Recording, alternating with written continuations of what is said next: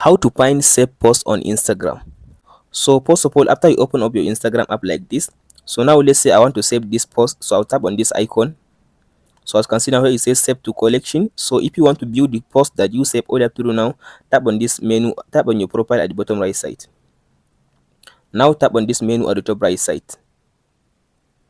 After you open menu, now scroll to down and tap on this section which says save. As you can see here is it the option save. After you tap on this save button, as you can see here it says all post. Here is it. As you can see it says all post. So tap on it. So as you can see now the posts are a lot. As you can see now here is it. Now you can be able now to see all the posts that you save on your Instagram account. You can be able to go and watch it again if you want. Let's say if you want to open it, just tap on it, it will open for you. That's it guys on how to find save post on Instagram. Hope this video helps you. Don't forget to like and subscribe.